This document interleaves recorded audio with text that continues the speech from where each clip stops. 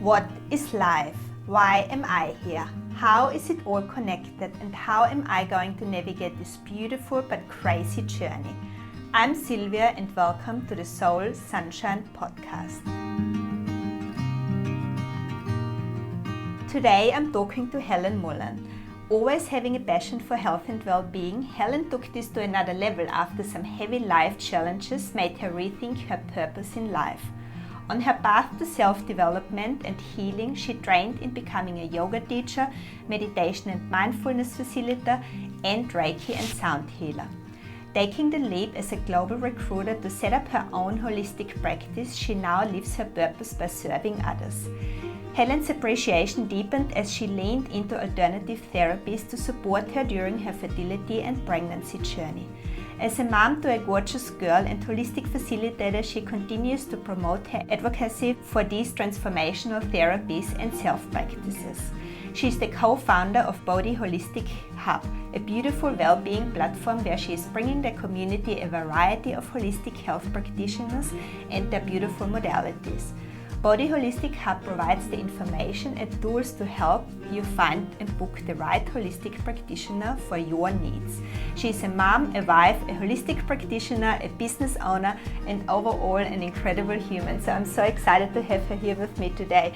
Welcome to the Soul Sunshine podcast, Helen. It's so good to have you here today. Thank you so much, Sylvia. It's such an honor to be here and speaking with you again. So thank you so much for taking the time to chat. Love it. Love having you here. Helen, before we are heading into our conversation today, I would also like to acknowledge the traditional owners of the land on which we meet today, the Gadigal people of the Eora Nation, and pay my respects to elders past, present and emerging. So today we're talking about Helen's story. We're talking about what made her make the change from being a really successful global recruiter to starting her own well-being platform to support other people get access to holistic services as well. We are diving into her story of pivoting and becoming a Reiki practitioner herself, amongst other modalities, and how important mental health and well-being is for a startup founder. What drives Helen, what's the big vision, and what does the world look like where holistic therapies are more embraced by the mainstream? I'm really excited to diving into that because that's a really interesting question, isn't it? Yes. As well. So Helen, we met via Instagram. I feel like a lot of relationships these days start like that. Yeah, you messaged me on Instagram because you came across the podcast and we connected through that, me seeing your work, you seeing my work, us feeling like we had a lot of things in common and a lot of similar values. And then we met up for a coffee and it was just really beautiful to meet somebody like you, and it was just, we got on like a house on fire straight away and we were just talking like we were friends for 20 years already. So yeah, that was really nice. Yeah, it was beautiful. It's always so lovely to connect with like-minded people and just, hit it off straight away and feel like you've known each other for years. So yeah, I just, loved meeting you, and so lovely that we've met up since. So yeah. I know. And I'm sure there will be more conversations to come. For sure. I'm really excited to have this one today and, bring your beautiful work and your beautiful journey to my listeners as well. Thank you. So let's jump into it, Helen. Tell us a little bit about your background. What's your story? Yeah, my story. So I'm from Ireland. You can probably tell from my accent. Had a pretty normal background. Well, I am one of 9 children. My incredible mom and dad had 9 of us. So yeah. That's an achievement in itself. That's an achievement in itself, yeah. So basically before I moved over to Australia around over 7 years ago, I had been working in Dublin, had a really successful career. I kind of refer to it as my past life because my life is very different, and like obviously I'm so much happier and feel more like myself now than I ever have, which is a wonderful place to be. But I was working at the time for AirBNB, incredible company, loved working there, great people, great mission, but super crazy, intense, fast paced. And being a global recruiter, running assessment centres multiple times a week and doing interview training and just doing all the things, lots of travel as well. So that was incredible, although a little bit exhausting. And then, I was also doing lots of, CrossFit and stuff like that. I was in a relationship, and I guess from the outset, life looked pretty good for me. But I suppose when you kind of got into the layers and kind of really I guess it's kind of when you think about, you know, Instagram versus reality. Yeah. My reality wasn't all it seemed. And, you know, different things had happened to me like they do to most people. I had lost my mum. She had been through a really difficult and long illness, COPD, where she progressively was unable to breathe, and she had to go on more oxygen, and basically throughout the months she basically became dependent on oxygen machines,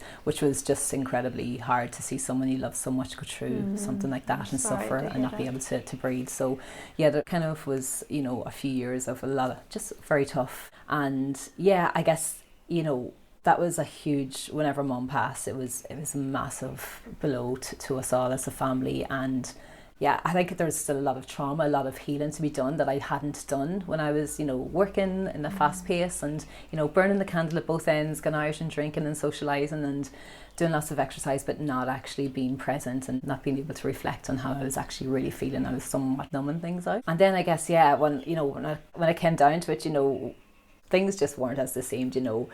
My relationship was really toxic at that time that I was in. I was in a relationship where I felt super insecure. I felt like there was no self-worth or self-love or self-belief, or I felt like I didn't deserve better. And so I kept getting out of that relationship but running back to it.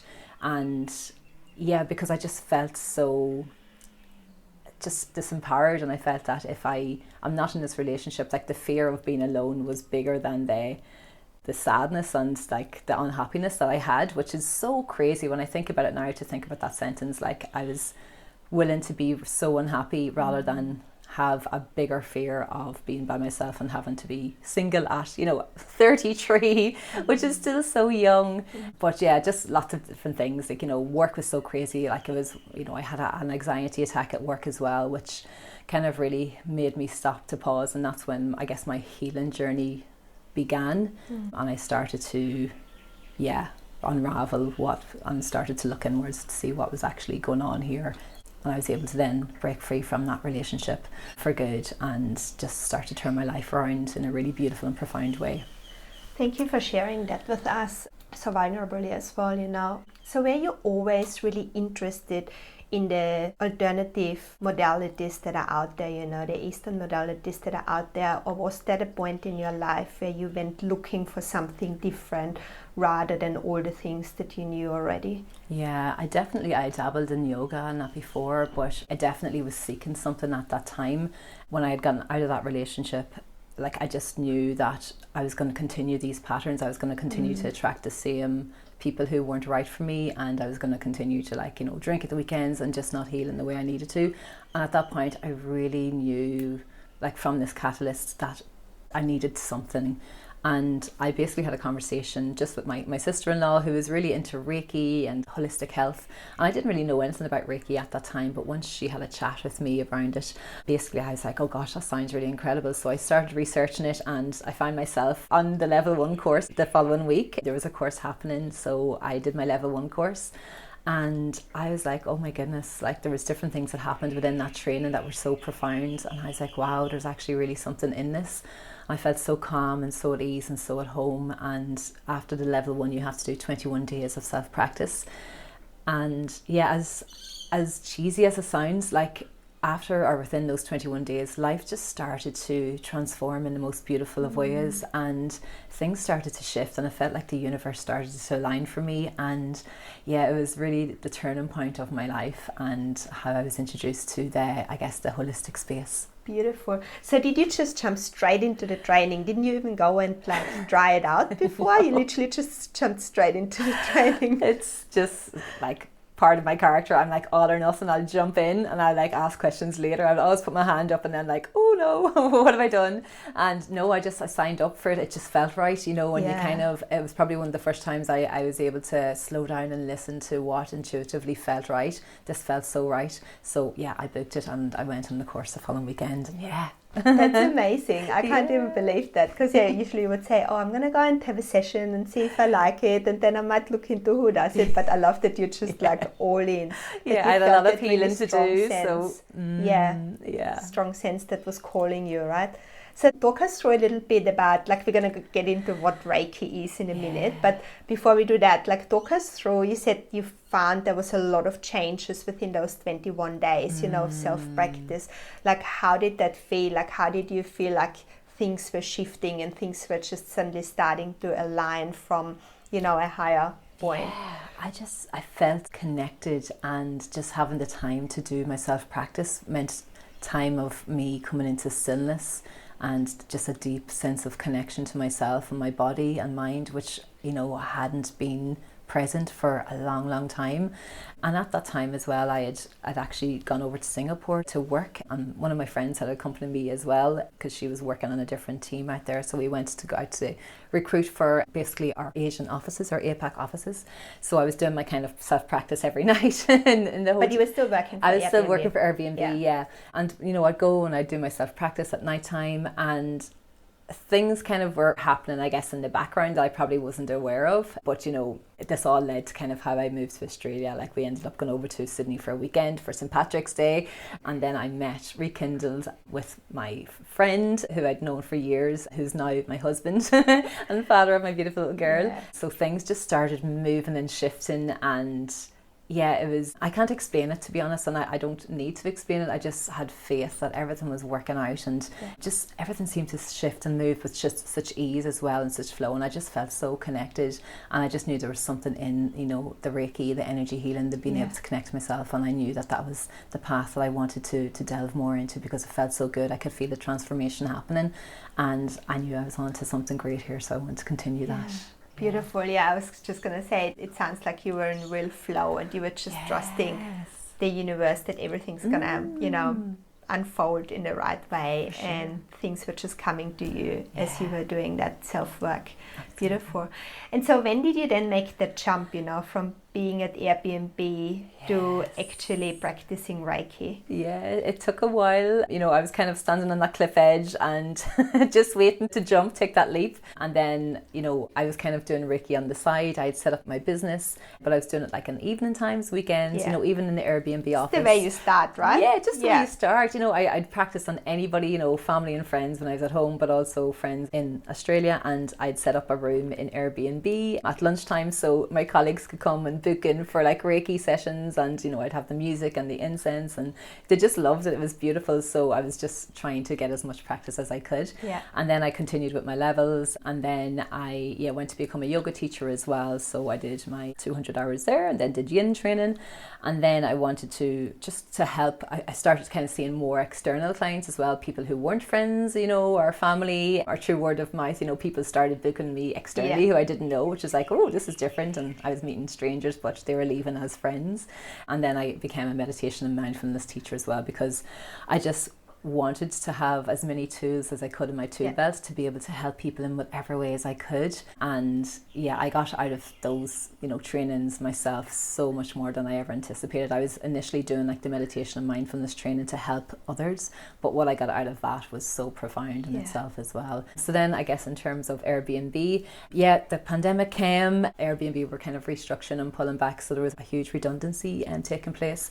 And at that time, I feel still really bad for saying it, but I was like, oh my gosh, this is my chance to break free for the universe, to kick my ass out of corporate, because I loved what I did, but it wasn't my passion anymore. I wanted to help people in a more profound way, and I just wanted to be more purpose-led in terms of what I did. So there was an option to be redundant, and basically I was made redundant, so I got to leave corporate. I had set up my own business, and then just started seeing clients, and took some time out, learned how to surf, all these different things, just got to be free a little bit, which was incredible. So such a gift, and I was so grateful to the universe, but also obviously very empathetic towards my colleagues and that, who didn't want to leave and who weren't in the same space as me. And you were very proactive, you know, you were actually doing all the work for all those years, you know, before you made that jump. But you just said something really beautiful. You said they came as clients and they left as friends. And I find that is such a beautiful sentence, and I feel like it is such a true sentence when it comes to holistic health.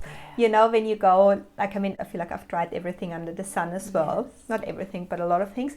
But it is, you have this different connection to holistic health practitioners that you have when you just go to your doctor, or, you know, to a Western medical person, because you spend more time with them, and it's based more on energy and healing and, you know, looking at you holistically. So I feel like you just build a really strong connection with that person really quickly. And like I always feel like that as well. Like I've got a chiropractor, for example, like Erin, who I've had on the podcast as well, and she's the same, you know. I love seeing her, you know, but it's always like you feel like you're seeing friends, you know, even though they're the people that are supporting you through your, you know, everyday life. So that is so beautiful. Yeah, it's such a beautiful thing, and you know, to have someone in your space and for them to even to come to you, it's just an honor to be able to help and to serve them in whatever way you can. And you know, we're doing this for the love and the passion for wanting to help others. We've seen the transformation we've had personally, and that's why we do it. You know, it's not to be millionaires. You know, I left a really great job, you know, a constant paycheck, lots of security, but that didn't matter to me. I wanted to do work that felt so purpose-led, and I knew that there was so much suffering out there, a lot of unnecessary suffering, and I knew that I could help. And yeah, as people, you know, someone would come to see me as a stranger, and you know, we'd have a little chat, and once they felt comfortable and felt held and safe to be open and vulnerable, and they could see my vulnerability as well, you know, as a practitioner, they can see that we're there, that we really want to help them. But yeah, like a lot can happen in a Reiki session, you know, there can be emotions that come up. So yeah, basically anytime, you know, I see a client, we do maybe like sometimes shake hands or whatever. It's a little bit awkward because I'm not a handshaker, I'm more of a hugger. So I usually always try and hug, but some people are a little bit, okay, maybe not hug it just yet. But when they leave, you know, we're embracing each other. Like sometimes there's tears on both ends, and it's just a really beautiful connection, and you can see that they've begun their healing journey, that there's a little bit of a spark in their eye, they feel a little bit lighter, and you just know that it's a beautiful connection that we've made, and it's a beautiful thing. Very special, beautiful. So let's jump into it then. Like, what is Reiki? Tell us a little bit more about the modality, you know, what is it, how does it work? Yeah, so Reiki is basically, it's in the, I guess, energy healing modalities or practices, like say kinesiology, access bars. So I'm trained in Dr. Yushai's lineage of Reiki. There's a few different types, and it was originated in Japan. So they say it's like over 2,000 years ago, but people just kind of forgotten about it. And it was basically created by Dr. Yushai, who was a monk, and you know, he really wanted to develop this type of healing, and he went up onto a mountain and he meditated and fasted for 21 days, and on the 21st day he got this like epiphany, and he got these downloads of Sanskrit symbols that were going to be the healing symbols, and these are the symbols that are passed down then in our levels of attunement. And yeah, he came down from the mountain, opened up a clinic, and then started teaching others his work. And that's kind of how other teachers learned. And then whenever we do our Reiki levels 1, 2, 3 and masters, there's a lineage from the teacher that connects directly to Dr. Yushai. So energy healing is a really beautiful, non-invasive modality or our practice, and it's basically for the energy system. So you know, we've got lots of different systems within our being. We've got our respiratory system, our digestive system, reproductive system.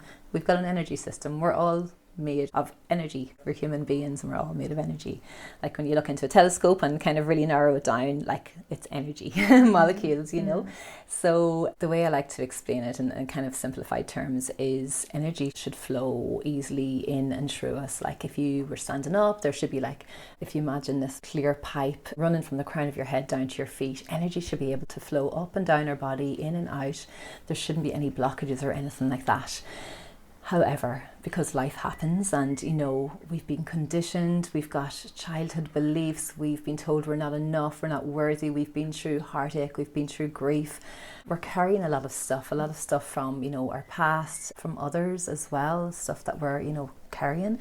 And so with, I guess, the energy healing, we kind of refer to the chakra system as well. So the chakras is basically another kind of Sanskrit word. It means wheels. So again, the wheels should always be turning, the energy should be flowing, and I kind of work with the main 7 chakras from the crown down to the root chakra, and each chakra is associated with different organs, but also different beliefs, different behaviors, different patterns. And say for example, the heart chakra, if we've, you know, been hurt and we haven't forgiven somebody, there's going to be like some stagnant energy there in our heart. There's going to be hatred or hurt or pain or anger.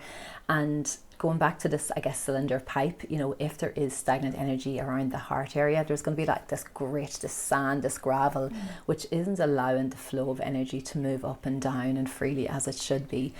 So this can happen to many of our chakras. Some of our chakras are out of balance, and it just depends on what that person's gone through or what they're carrying. So Reiki energy is really to bring back balance, to, I guess, bring up to the surface all the stagnant energy that is ready to be released, and to allow people to acknowledge, what's happening. In a Reiki session as well, it's given that person an invitation to just come into stillness and just to pause and to be able to listen to what's actually happening, to listen to that beautiful innateness within us. And it's, I guess, from a Reiki practitioner's point of view, we're really just helping the client to get to the answers that they already have innately inside them. We're not giving them answers, we're not, using different energies, we're using their own energy, but we're really just helping them to come to their own truth and to help them to find the answers that they already have. And that's why sometimes we don't really use the word healers, because that everybody has the ability to heal themselves. We're just a facilitator. So basically coming back to energy healing, we use hands on and hands off around different areas of the body, and again we'll intuitively focus on different chakras. I tune into the chakras before the client gets to me, so I really understand what's happening with that person before they get to me, and I can work with that, and I validate it with my pendulum as well. I show my clients that, they get a little bit, they love seeing the pendulum and see how it kind of swings in certain directions around their chakras. But ultimately we just want to bring that balance back. We want to bring up and give a spring clean to whatever needs to be left, just to release that stagnant energy.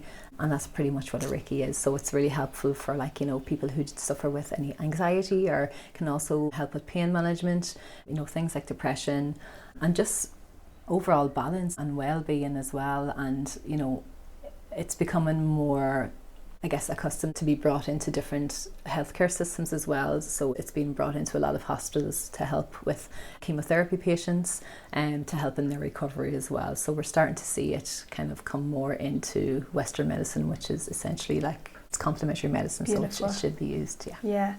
So what really intrigues me, and we had a session last week, Helen. We did. I experienced it firsthand, which is beautiful.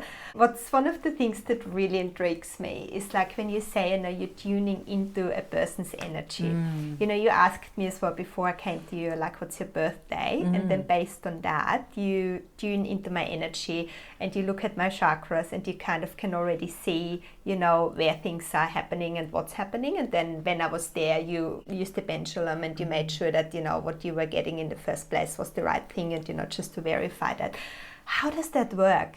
That is something that really blows my mind. And I've had other practitioners previously who do similar things, where they go give me a birthday and I know how you feel kind of thing, And it's just you've got a superpower there, but how does that work? How do you connect to someone else's energy? Based on, something as simple as, they're obviously knowing the person and then their birthday. How does that work? Yeah, for sure. Well, obviously with, our trainings through the different levels, we do get attuned by our Reiki masters, and through those attunements they help to open up some of our chakras. The main ones would be a crown chakra, our heart chakra, and also the palms of our hands as well. And we're given these symbols as well. So that's how we work and do the energy. Everybody can be a Reiki practitioner. You can do Reiki on yourself.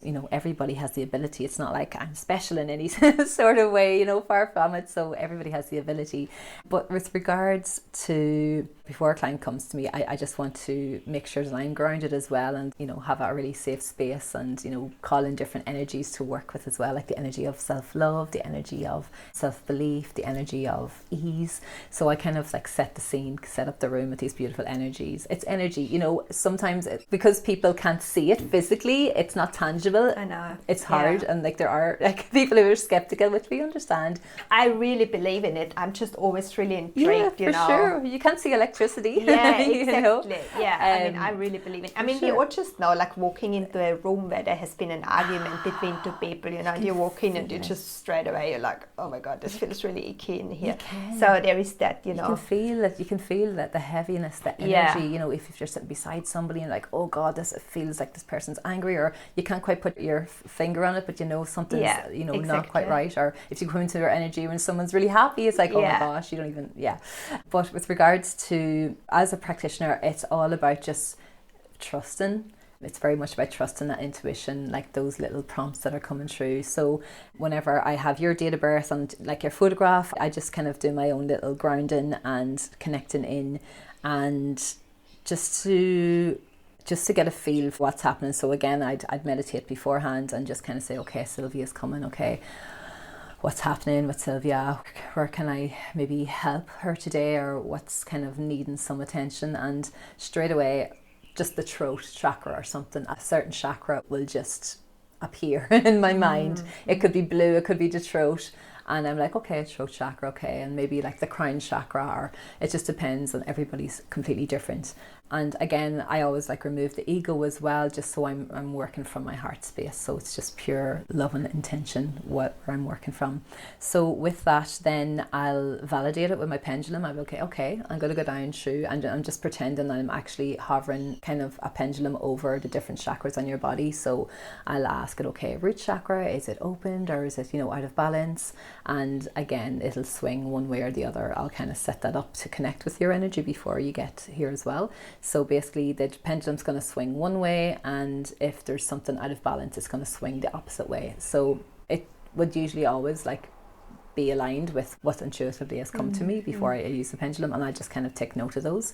And again, I'll just sit in meditation and just see if anything else is coming up, any other prompts. Also with Reiki practitioners, we can kind of connect into, other realms and, our angels and guides and different Reiki masters from, different realms, just for additional guidance and support and verification of what we need to work on. So I'll just kind of spend around 10 to 15 minutes connecting in and doing the process around that to make sure that I can be an open channel for any messages that need to come through for your greatest and highest good. And they'll always be coming through for, your greatest and highest good. They're coming from an absolute place of unconditional love and light only. So that's kind of, I just use your date of birth and your picture just so I can, I guess, visualize you. and like people use just pictures, or sometimes I don't need to use anything at all, but I just like to have both to try and get the most accurate I guess assessment of what's happening, what we need to work on. Beautiful. And so when you're saying you are also connecting into other realms and with like ancestors or angels or guides, does that work on the same basis, that you're really grounding yourself and starting to receive those messages? Yeah, especially with my distance healings, because energy, it knows no time nor space, so I can do distance energy healing, so I don't need to have the person physically there. And whenever I do the Reiki sessions after connecting into angels and guides, I have a little journal beside me, and as I'm kind of going down through each chakra, I'll have to stop and just write, because all these messages are coming through. They're just like words or pictures. They might not make any sense to me whatsoever, but I'm just writing down everything, just again taking the ego out and just leaning into my intuition and just trusting it. And then, like say for a distance healing, and also with a in-person session as well, I'll kind of talk through what messages come up or what kind of come up around the different chakras. And it's been really cool to see like how a lot of the messages resonate with people. And some of the stuff has just been incredibly spot on. And I've had clients burst into tears because of something I've said that's kind of just really resonate with them. So again, it's just trusting, like we don't always need to know the answers about how something works. We just have to let go a little bit and just trust and know that whatever the client is receiving is for their greatest and highest good. What are some of the reasons why clients would come and see you? Like, what are some of the things that you would experience in order to go like, okay, I think I should go and see a Reiki practitioner? Yeah, I think, some people, like especially males, come because they said, oh, my wife sent me here. But I know, I'm like, you wouldn't come if you didn't want to, if you weren't open to it. And I love seeing male clients come, and I feel more and more males are open to this, which is so incredible. And it's, it's so beautiful to see like a 6 foot tall, really strong, burly man be able to open up and be vulnerable and cry and express his emotions, because it's something that's probably been pent up for quite some time, and it's stuff that needs to be released. It's such a beautiful thing, and I love that. And people apologize for being emotional. I'm like, please don't, this is part of your healing journey. This is what needs to come up. You need to purge these emotions, it's time. But in terms of why other people's come to me, it could be maybe they're experiencing grief, maybe they're just feeling out of balance, they're maybe burnt out from work, anxiety driven, you know, maybe they've had a loss of a child or something like that, you know, they've experienced miscarriage, or they want to become pregnant. They could be like in certain pain, like back pain or whatever it may be. So just for a whole different array. But from many I've seen have come from, they've just got to a point where they know that they need something and they don't really know what it is, and they haven't been able to get what they need from, I guess, you know, Western medicine. So yeah, they're just open to trying anything really. Yeah, and it's a lot about mental health and well-being, right? It's a lot about the things that are affecting us on a mental, totally. spiritual way. For sure, yeah. And I really believe that when, you know, the saying, whenever the student's ready, the teacher will appear. So whoever comes to me, I know that they've been guided to me for a reason. Yeah. So we'll just kind of see what happens, you know. I guess in every session, you don't know what's going to come up. You don't know how the client's going to experience the Reiki session, but it's always going to be very nurturing, very loving, and whatever's ready to come up will come up, or whatever they need to experience. Maybe they're just like, you know, chronically fatigued or unable to sleep at night. Some people come to me like they're unable to sleep, they're just like constantly on the go, and within 5 minutes of being on my bed, they're out for the count, they're snoring, which is beautiful as well. I love when they go into deep sleep and they just wake up so rested and like, so relaxed and just, it's and beautiful. that's okay as well if you fall asleep, is it? 100%. You're still getting the benefits of the Reiki, you know, whether you're asleep or, So how would people notice the benefits afterwards? Then what are some of the things that, you know, people would say? Yeah, so many people experience different tingling sensations or warmth or heat, or they see beautiful colours, and some of them see loved ones who have maybe passed away as well, and some of them experience a lot of emotion that comes up. They might just be like tears are flowing throughout the session. I guess every session usually they just feel like lighter. We always kind of have a chat afterwards. I tell them any messages that came through, and if they're open to it, they can let me know what came through for them as well. But they're always very relaxed. Very relaxed. They're like, oh.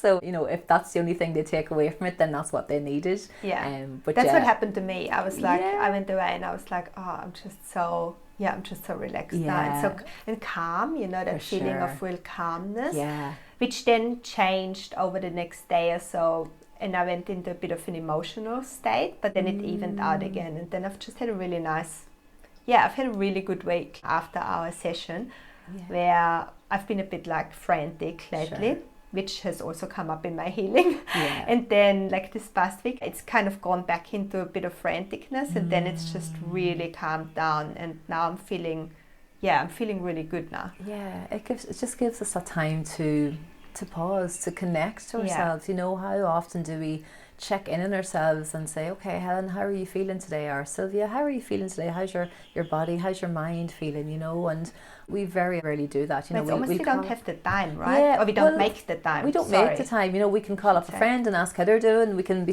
scrolling, spending hours scrolling, but like just taking a few minutes to just connect in, like even a minute when you're on the toilet and saying, okay, how am I feeling today? Like sensing into like, okay, my breath, my inhale, my exhale. How's my body feeling right now? How's my mind? Is it cluttered? Is it noisy? Or is it feeling quite spacious?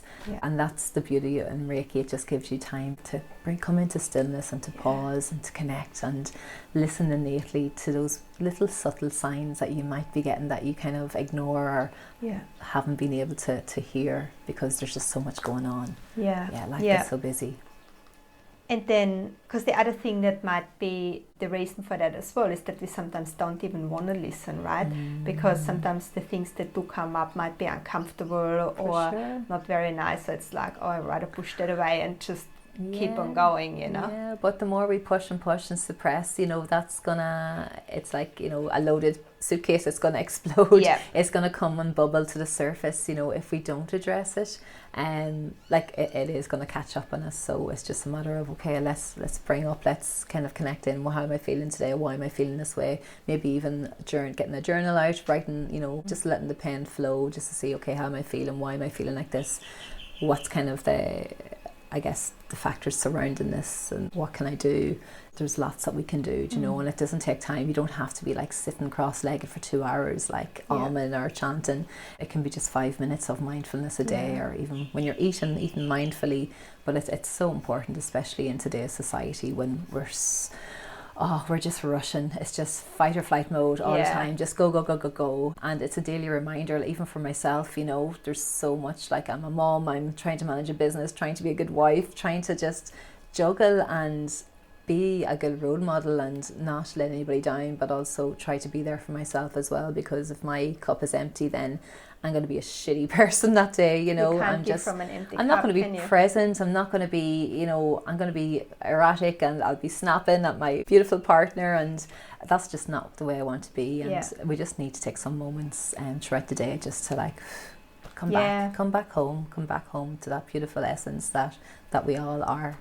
Because it's interesting, because sometimes we are the last ones on our list, right, to take care of, and meanwhile it is the most important. Like you said, if we don't function, nothing else around us functions in a good way either, you know. And you can't pour from an empty cup, you know. Exactly. So you're not going to be a very nice person to be around either. Yeah, and even taking those 5 minutes, like nobody ever regrets like 5 minutes of mindfulness. You know, it's just you're just setting yourself up for, you know, just a better day. Yeah, for sure. So the other thing that I wanted to briefly go into before we heading into Bodhi Holistic Hub is the sound healing that you used accompanying the Reiki as well, because I found that really intensely powerful but beautiful. Like I've never experienced that before either, and that together with the Reiki, I was like, wow, like the sounds and the way that I heard certain sounds in one ear and then other sounds in the other ear, and like having that mix between them, and then the different levels, you know, of how loud it was. I just found that really interesting. So just want to hear really briefly about that as well, because I know you said to me on the day, it's also like with the Reiki, you know, it's connecting to the chakras and it's doing some clearing and some, you know, energy healing around them. Yeah, the bowls, they're beautiful and they're really they're really powerful, and my husband's always like, oh my god, you're going to shatter the windows playing those, because the vibration is so like intense. Can you hear it as much as I can? Yeah, because that's what I was like, is this just in my head? But this is like, wow. So basically, so healing travels through sound as well. Like sound healing is such a beautiful modality, and we've got some beautiful practitioners who do it as well. Sound baths, so you can do like a one-to-one sound bath where this practitioner will just kind of play these different instruments, but you know, there's purpose in them as well. They're not just playing instruments around, you know, there's healing does travel through sound, and with the bowls, they are tuned to the different chakras, so the different 7 chakras. So we've got like the one for the root chakra, which is the really heavy one at the end, it's really deep, and then like say the crown chakra is like the kind of pinger. But my clients love it. Sometimes I'm kind of like, oh gosh, I hope they're okay and they're not going deaf from it, because it is really powerful. But again, it's just to complement the healing that you're going through with the Reiki, and I just like to add that in at kind of at the end. It's just a nice little add-on as well. I love sound healing. I think it's beautiful. I think it's a really good combination, because you've already worked through all the chakras and you can already feel that energy moving and, you know, the shifts changing in your body. And then at the end you bring in that sound healing, and it just kind of manifests everything that you've done, you know, in a really beautiful way, even stronger. So I guess the vibrations just amplify through like each of your chakras. So it's just helping to kind of like clear them out, you know. Just again shift anything that's no longer serving you, shifting any of those stagnant energies that need to, or that are ready to exit your body. Beautiful. So let's jump into Bodhi Holistic Hub now. Your baby, your second baby. My baby. So tell me about Bodhi Holistic Hub, you know, and where the idea for that platform came from and why you're so passionate about it. Bodhi was basically created from a place of pure passion and just love and intention for wanting to help others. It was started by myself and my beautiful co-founder Pauline, who I actually met working together in AirBNB about 7 years ago. Pauline and I always, you know, chatted about holistic therapy. She was really interested in that space, and she used to come to me for Reiki, and very generously used to tell her friends friends about me and they'd come to me for Reiki. She's got lots of European friends because she's originally from France, so it was great to meet her friends as well and do Reiki with them. And yeah, I guess it was actually 2 years ago, just gone by in October, when we had a conversation. It was in the middle of the pandemic and we just met up, we had a chat, and Pauline was like, I've got an idea, Helen, would love to chat to you. And I'm like, okay, yep, let's chat. And basically we knew that more and more people were becoming open to holistic health. And lots of Pauline's friends were coming to her for recommendations because they knew she's seen a lot of different practitioners, you know, dabbled in a lot of different practices, and they just wanted her advice and guidance. And for me as well, I've, you know, seen so many clients coming to me for Reiki, but they were kind of told to come to Helen for Reiki through word of mouth, but they weren't told, okay, what Reiki is or what to expect from a session. So like once we got to kind of go through our intro, I was kind of finding out that not many people know about energy healing and how it can help them, how it can benefit them. So I guess Pauline and I, you know, started having that conversation that there has to be a better way. People are open to holistic health, but they just don't know what to do, where to go, who to look for. Do they need like a naturopath or do they need like a Reiki healer? And we just wanted to help. And I guess with our expertise in, you know, AirBNB, we had been there around over a decade between us, about 12 years experience, and we've seen how powerful it could be to bring a community online together. And we felt that maybe we could do something here, you know. And I guess the reason we built it is because if you don't, you know, have a Pauline in your group of friends or a strong recommendation, you just go onto Google and you fall down this rabbit hole, not really knowing who you're looking for. So we wanted to help that and to, I guess, streamline the process and just take out the woohoo of natural therapies as well and kind of holistic practices, because there's so much mysticism around them and, you know, just false beliefs that we've been conditioned to, and it's just silly. It just, you know, it's frustrating, but these practices are ancient, you know, Ayurveda medicine and so on, yoga, they're so profound, so transformational, and they've been around for thousands upon thousands of years. So, you know, we shouldn't think of them as woohoo, like they should be our first go-to. It's all around prevention as opposed to reaction and, you know, treating. So so basically we thought, okay, what can we do? So we wanted to build a platform. What we didn't want to build was just a directory with hundreds of faces of practitioners, people that we didn't know. We just didn't want to build something that didn't feel authentic to us. We wanted to build this incredible community of heart-centered, experienced, knowledgeable, beautiful practitioners who really had the same values and mission as us, who wanted to help to heal others, who wanted to help our community, who wanted to make change and a difference to our world.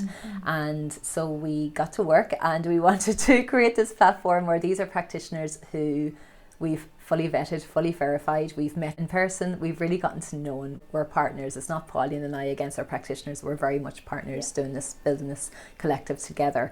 And these are practitioners who we would recommend to our loved ones, to our families and friends. We want our community, our clients to feel that way as well. So so we've built a platform. We launched it in April, just gone by. We launched it in the eastern suburbs because we both reside here. We spent about a year and a half really understanding the layout of the land in terms of different practices that are in the eastern suburbs, all the different practitioners. We started compiling a big database of all the different practitioners that we'd researched. You know, we stalked them pretty much, looking at their websites, looking at their own journeys, their values, their missions, and then we started reaching out and started speaking to practitioners and telling them about what we envisioned, what we wanted to create. And then organically practitioners started hearing about us and reaching out as well.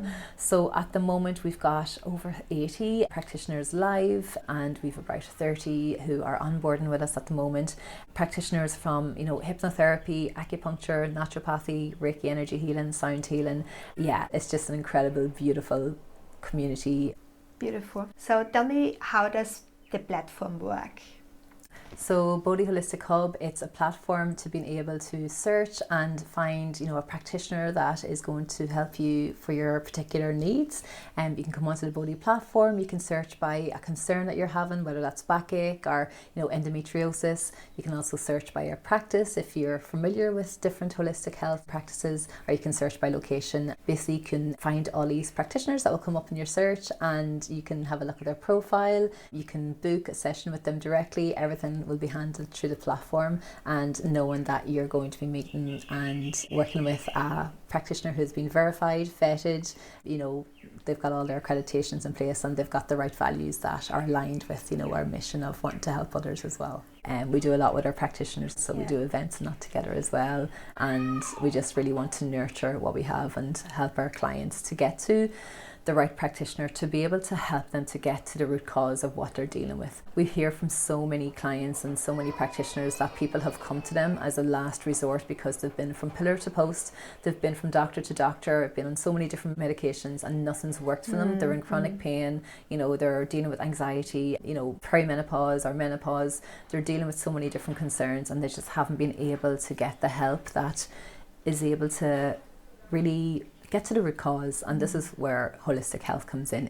It looks at the person as a whole, you know, what's happening in your lifestyle, your physical, your mental, your emotional, your family history. It looks at the person, and it gets to the root cause of what they're dealing with and helps to, you know, prevent disease, but also get to the root cause of any disease that's already there and helps them to heal from that, rather than just treating it or putting a plaster over it, actually healing it. Yeah, it's the typical Western approach, right? Of, oh, you've got a cut here, we're going to put a plaster on it and then it's going to heal, but you don't know what's going on inside of you. And I think that's where Eastern traditions and modalities are just so much more powerful, because like you said, they are looking at you as a person, you know, they are not just looking at one singular thing in your life, they're looking at everything together and then, you know, helping you through that. And I find like that's something that's probably coming more and more into our system these days, but it's still got a long way to go, doesn't it? I mean, I loved when you said before, like that, you know, they're using Reiki, for example, now with cancer patients, you know, so you see things like that popping up, but overall there has to be still a lot of work to be done. We've a long way to go. There's definitely a change in mindset happening. There's a shift happening for sure, but we've a lot to do. But it really comes down to the education. And within even Bodhi, we've got a learning hub, which is dedicated to, you know, having lots of different resources so people can come on and just read about the different practices that we have. We've got an extensive guide so people can learn about what they are, what a session looks like, the aftercare. So the Learning Hub is basically, we want to help to educate and empower people on their journey so that they feel informed to make the decisions that are best for them, their mind, their body, their soul, for their loved ones as well. So in the Learning Hub, we've got lots of educational resources. We've got around, I think, close to 70 different practices that we offer on the platform. So we have an extensive guide that we've created for everyone, so people can understand what, you know, Reiki is or naturopathy is, what the benefits of it are, what to experience in a session, the aftercare and so on. And also we work a lot with our practitioners. It's a very collaborative space, our Learning Hub, so they write incredible articles around topics they're really passionate about and that, you know, a lot of their clients come to them with, so they want to help and share their wisdom and knowledge so that other people can learn and feel informed and feel confident and be inspired as well. So the Learning Hub's a really important part of the Bodhi platform as well. So it's almost a co-creation of everybody coming together on the platform and then like bringing their wisdom and their knowledge into that Learning Hub. Absolutely, it's a collective, you know. We like every practitioner, we vet them and verify them for a reason, because we want them to want to help others, and we're so blessed. Our practitioners are incredible. They're just the most heart-centered, beautiful beings who are incredible at what they do, but also care about what they do, the impact, and they want to help people to be able to get to the root cause of what they're dealing with and to be able to heal and live their, you know, their happiest and healthiest lives. That's so beautiful. I think I told you that story before, but when I first came across your site, when you reached out to me, I was like, oh my God, you guys did it, because I had an idea like that a couple of years ago as well, because like you said, everybody goes to Pauline for, you know, referrals, and my friends always come to me because they know that I've tried everything and that I'm always into everything.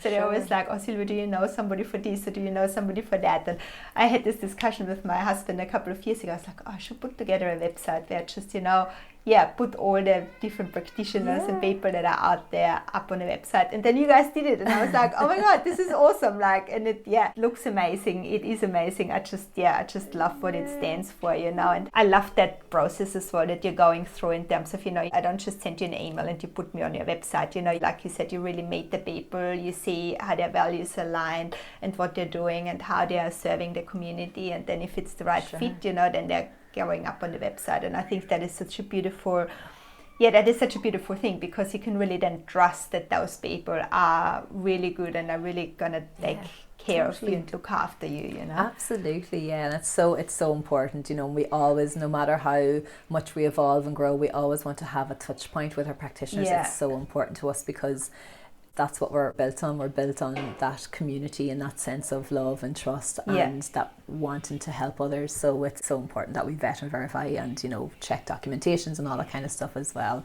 Yeah. And also we have a, you know, again, it's very much about helping. And again, our practitioners are so given. We also have a Facebook group that we just launched, and it's just for community members. So say if somebody isn't ready to see a practitioner and they have a question, like maybe their child has an allergy or they're going through perimenopause, they can just come on to the Facebook group. They can be anonymous, they can ask a question, and our beautiful list of practitioners from naturopaths to acupuncturists, they've got an expert badge, so they'll be able to give them advice and guidance and share their wisdom. So again, we just want to help our community, to inform them, to educate them, to let them feel empowered, and then just meeting them where they are at, and they can then decide what's the best option for them. I really love that. And it's a nice little in for them as well, right? They ask the question, they see the responses they're getting, who they resonate with as well, and then they can potentially go and book a session from them. Absolutely. Absolutely.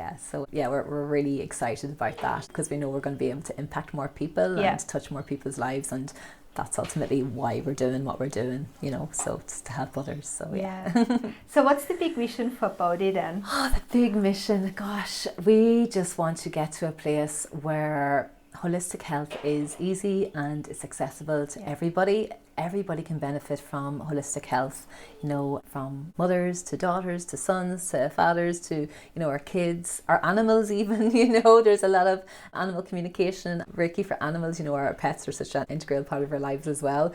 You know, it's for everybody, and you don't have to like have chronic pains or anything like that. But, you know, we were reading stats, and there's around 47% of the Australian population who have like one chronic illness, you know, whether that's anxiety or whatever it may be.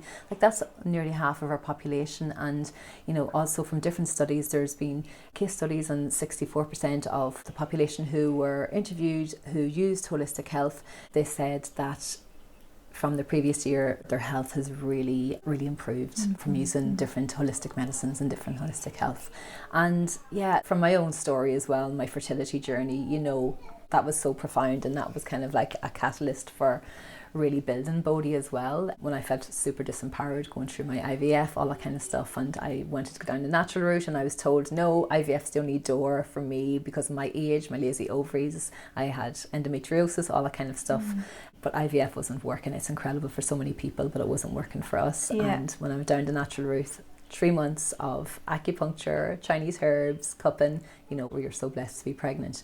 But getting back to the vision, we want to help to educate people around holistic health, tear down that mysticism, you know, change the narrative, and we want Eastern and Western medicine to work hand in hand.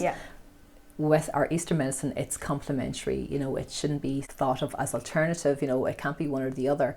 It should be complementary to Western medicine, because it does help. We've seen it, you know, we've experienced it ourselves. I've experienced it. I'm sure you've experienced it, you know.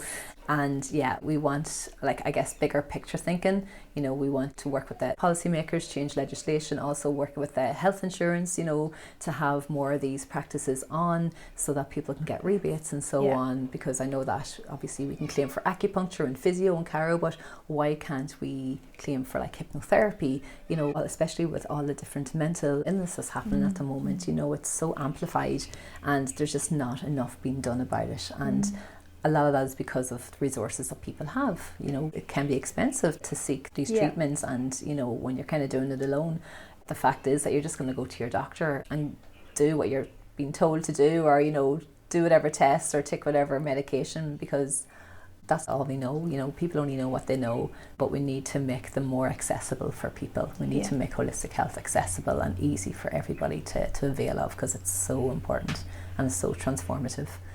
Yeah, I 100% agree. I mean, I think it really depends on, you know, your upbringing and everything as well. And hopefully our generation is like, you know, growing older with a bit more of that knowledge, so we can pass that down to our children as well. I mean, I was lucky enough that I grew up in the Austrian country, you know, and I mean, we used to live next to my grandparents, and my grandma was always very big into all the natural things. It was just the herbs from the garden and just like really random little things that she did. I mean, my husband still laughs about me, sometimes when I'm like, oh, we should do this. He was like, where's that even coming from? I'm like, I don't know, my grandma always used to do it. I don't know if it works, but we always used to do it as children, So it's like I always had this really inclined to going to Eastern medicine first and trying that out before going down the medical route. And obviously, I mean, in saying that, there is obviously things that you need to go straight to a doctor, you need to go straight to a hospital, have medical assistance. But when possible, I'm always trying to, use some holistic modality first before I go and, seek out any more traditional medicine. Yeah, so that's just for me, that's just always kind of been normal. But yeah, I would love to say what you're talking about as well. And I think it's really interesting when we're talking about that, we want to see that more included in Western medicine as well and being complementary, because I think a lot of people that are very much on the Western side of medicine, they kind of sometimes completely dismiss the Eastern side of things. And it's like, well, we don't want to exchange it with the Western medicine side. It's just that it should be complementary, So it's not like we want to get rid of all of your practitioners, we want to just bring it in as something to help support the person's health. And if you're really for helping that person and supporting that person on a real holistic level, surely you're going to be okay with that, because isn't the most important thing that we're going to help heal people? Yeah. For sure. I mean, that's ultimately what it comes down to. Like, you're in a profession in the healthcare system because you want to help others. So if you know that there is a modality or a practice that can complement and help and, I guess speed up the process of the healing, then why wouldn't you? Yeah. Exactly. And, there are doctors out there who are more kind of integrative and more open and, refer their patients to different... They're hard to find, though. They're hard to find, but... They're out there. I did find one. Yeah, they are out there. But yeah... I've got a really good doctor like that now. He's doing both and I love it. But my old GP, she wasn't really into that at all. And sometimes, that really bothered me, because it was very much like black and white. Why would you even do this? And I'm like, well, because I've done it and it works. I think it's not just lack of education, but also probably that fear as well, because, the pharma and the economy, the amount of money, and like there's very little funding, not as much funding putting into like holistic healthcare. Like, there should be a lot more, because these practices, they work. Exactly. They work, but we've a way to go. But I feel, individually we can do so much, but I feel together, like in terms of Bodhi, what we're doing and what we're building, I feel we can do so much more. And that's our mission that we're living by, and it feels very purpose driven, and it's exciting. We've a lot of work to do, but we know we're on the right track, and we're excited. Beautiful. How it's going to help others. It's a real movement that you're building. I can't wait to see where it goes. I think the sky is the limit for this one. I'm loving it. For sure. And so, being a startup founder, amongst, like you said, being a mother, a wife, your own person as well, how do you keep your mental health and well-being up to speed? What do you do in order to stay grounded and be able to tackle all the things that come your way? Yeah, for sure. Well, I'm very blessed that I have an incredible co-founder, Pauline, who ticks a lot of the heavy lifting. So she's wonderful to be able to kind of lean on. But in terms of my own practices, I definitely don't meditate like as much as I used to, or have as much time as I used to before little Hannah came along, which I wouldn't change for the world, by the way. But just having to carve out some time, like say this morning I went to my spin class at 6:15. I got up at 5:30, out the door, and then I stopped on the way back to look at the ocean and spent 10 minutes just kind of grounding, doing a little bit of a meditation, set myself up for the day, and I felt great after it. Whereas if I didn't have those little practices, if I didn't take a few minutes throughout the day, I know I'm going to be very switched on, very just on the go, in work mode, not very present. So it's just something I have to be super conscious about. So I need my own practices. I did do a lot of yoga, a lot of meditation, but it's just having to make time for that. You have to make time. Nobody's going to carve the time out for you. Like, you have to get up from your computer. You have to just take a few minutes out. You know, have to take time to eat as well, and just to be, you know, present with, you know, my husband and my little girl as well. I want to spend time with them. So just, you know, having boundaries in place to make sure that I'm not online after 6 p.m. and, you know, have dinner with them, bath time, bedtime. So yeah, just having boundaries in place is really important for me, because so much is happening. It's just, and especially when you've got a little toddler wanting your attention as well, you don't want to be someone who's constantly in your phone or your computer. And she picks up on that, you know, these beautiful, incredible beings, you know, they're the next generation, and, you know, they see that, and you don't want to put that upon them, and you want to be present with them as much as possible. So yeah, just having boundaries, having practices in place, even if it's only going off for 2 minutes and just connecting to your breath, coming back, grounding, you know, connecting to what you can hear, what you can see, what you can feel, what you can smell, taste, just connecting to your senses and just grounding. And that can take a minute. You know, it's a simple process. And Hannah's still pretty little, but it does get a little bit better as they get older, right? I mean, mine are now 4.5 and 7. And I started meditating next to them now. I started at the beginning of the year, and I was like, I am meditating, and they just know that now. I mean, they still sometimes jump around on top of me while I'm doing it, which is not as relaxing as it could be. But, you know, at least it's also then teaching them, you know, doing things next to them, because at the beginning it is really hard, you know, when they're so little. But then you just kind of do things next to them, so they actually start getting intrigued, and they want to learn more about that as well. Because they're little sponges, and they'll soak that up, you know, and they're like, okay, mommy's quiet, you know, meditation time, and they'll join in, and it's beautiful to have them sharing that as well. And then as a last question, you know, talking about Reiki and, you know, energy healing and, you know, supporting other people through your modalities, but then through Bodhi Holistic Hub, through all the other beautiful modalities that other practitioners are offering. How important do you think deep personal and collective healing is in the world that we are living in today? Oh, it's so needed. You can just, I avoid the news. I just can't, I can't watch it, you know. I pray every day for everything that's happened, the amount of suffering and the amount of hatred, and I just pray for more love, more compassion between all of us on this planet. Healing is needed. There's so much suffering out there. It's just unbelievable. A lot of unnecessary suffering as well, as I mentioned before, that we're carrying around. You can see it. You go out on the street, you can see people beeping the horn at each other or shouting at each other, being irate. And, you know, I guess from my own practices, I'm now able to see them with love and compassion and see that, oh gosh, you know, they're actually dealing with a lot of stuff. There's a lot of issues that they haven't dealt with. But yeah, I feel holistic health is so important for our society, like whether that's yoga, meditation, it's crucial. We can't continue on the way we are. And I thought whenever the pandemic started, I was like, okay, this is a chance for everybody to begin to look inwards. I thought, this is what's happening, this is why it's happening on a universal scale, because we're being told that we need to pause. And you can just see what's happening in the world at the moment. It's deeply saddening, and people can really let that affect them as well. It's hard not to be affected, of course, energy, but people right, really take on that energy. I've heard from different people, and like people have had to cancel calls and stuff because they're just really feeling like the energy of what's happening on a global scale, and they're not dealing with that. And yeah, people need to put boundaries in, and they need to put in practices to help them through that. But on that, like, healing is needed. We need to come back to who we truly are. We need to come back to our heart. So many of us, you know, and we're humans, so it's normal to live in the ego mind, you know, the busy mind, the kind of loud, noisy voice. Whereas when do we come back down to that quiet, soft, loving voice within our heart? That's the essence of who each and every one of us truly are.